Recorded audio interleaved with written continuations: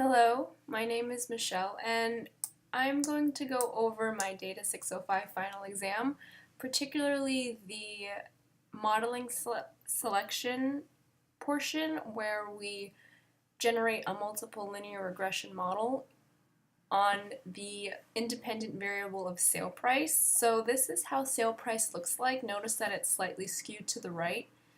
And we are going to attempt to predict the sale price value using many other variables.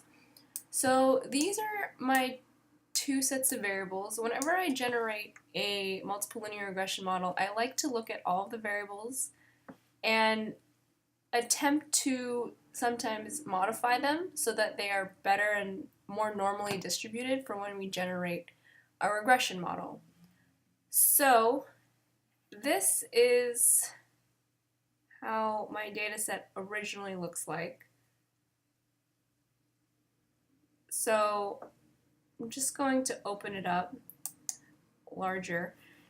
And notice that there's some variables here that we can't really modify, but that there's some that are skewed to the left or right that we can try to make a little bit more normal.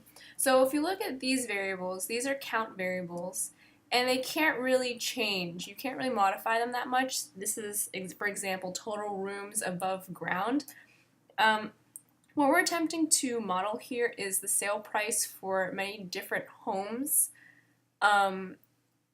using a kaggle data set. And so some of these variables are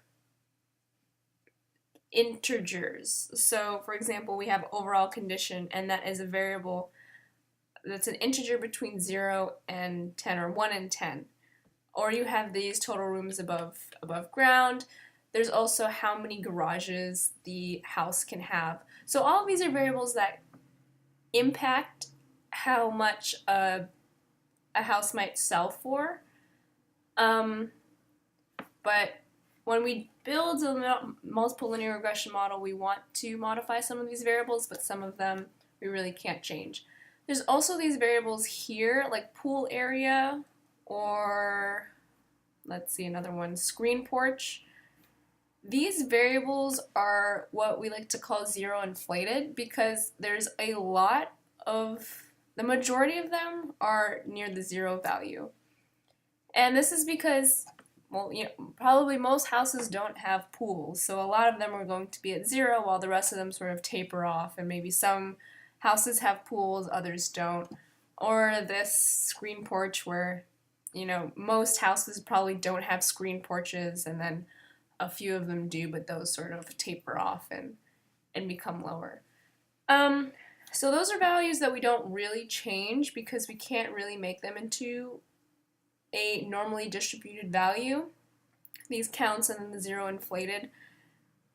So we're not going to focus on those. Also, these bivariate distributions where we have two peaks, those are a little bit odd and also kind of hard. I mean, this is also a count variable, but in general, they're also bivariable distributions, maybe like this wood deck, where they're a little bit more difficult to make into normally distributed variables. So what we do have instead are these gross living area values that we can maybe modify, or first floor square footage. So let's look at this. This is going to be the variables that I changed and modified so that they become a little bit more normally distributed. Notice that this one is now not skewed to the right anymore. Same thing with this, but while other count variables or bivariate distributions, we don't really alter them too much. So that's sort of the first step that I do to generate a multiple linear regression model. And now we can go into my analysis in modeling.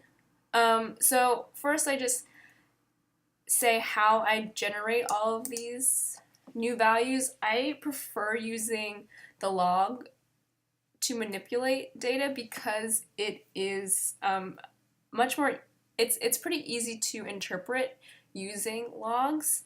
And sometimes I add +1s because the smallest value is a 0. So that's the first step that I do. So I like I said, manipulate a lot of these data values. And then from there, I use backward backward elimination. So I start off having a linear regression model using the LM function in R. I have my independent variable, the variable that we want to predict, and I include all of the variables that we want to use. So that's pretty much everything in this data set.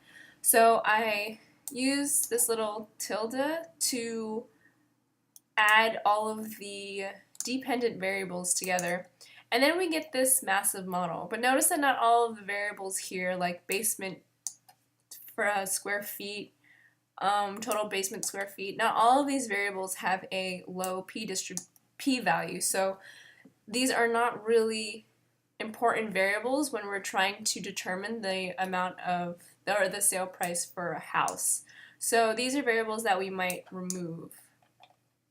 And what we do is, with backward selection, is we'll take all of these variables, and then the one with the highest p-value is the one that we'll eliminate first. So the first variable we might eliminate here is the year sold. So I suppose that the year sold doesn't really impact this model very much.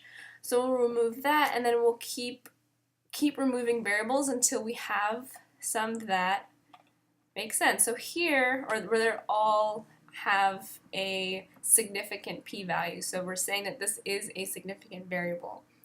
So if you notice here, all of our variables are significant to the 0.05 p critical value. So these are going to be our set of variables that impact sale price. These include the amount of lot area, the overall quality of the house, the overall condition, year built. All of these variables are variables that impact sale price. Some of these positively, some of them negatively. So for example, bedroom above ground for some reason decreases sale price, while lot area significantly increases it. It's probably the variable with the most significant slope. So when we have all of our variables now, we can look at our sample, like our statistics for this model. So notice that we have a pretty good R squared. 0.8 is a decent model for a model with so many values. And we also have a pretty high F statistic. Our F statistic is 302, but above our F statistic was 123. So notice that the multiple R squared and the adjusted R squared didn't really change very much when we went from one model to the next, but our F statistic did increase because our F statistic really is affected by the number of variables that we have in the model. They prefer that they are less, that we don't have that many variables. So this shows that we actually improved our model by removing all of our variables, and we now have variables that are significant. So once we have that, what we want to do is we want to use our test data set. So we have a training and a test. Our training, I think, was determined already by Kaggle. It gave us training and testing data sets. And so we use the train to determine this initial model up top, but we want to use our test to see what how our model performs, and we're going to use those results for the Kaggle competition. So here's our test. We're going to do the exact same manipulations that we did in the other one. We want to make sure that we're doing the same things. And this includes all the log transformations. It also includes removing NA values because that can cause some problems when we're generating models. If it's NA, I tend to just have it be equal to 0 instead. For example, like car garages, if it was NA, it's probably 0. A reasonable guess, I suppose. So once that's done, we can use the predict function in R. We can have this is what I called my linear regression model, sales price manipulated backward elimination. So you can see here, this is what it's called. And I'm going to use the predict function using this model and using the test manipulation data set that we have. I'm having this test equals test manipulation, creating all of these new variables using the same manipulation that we generated earlier. And then from there we can create a new variable here in our data set that says what the sales price is going to be. So if we go maybe to the end, here we go, sales price, and it'll predict how much this house is going to sell for by all the variables included in here. So when we did that, we got sent it to the Kaggle competition. My username is Michelle Bradley, and our score was 0.87.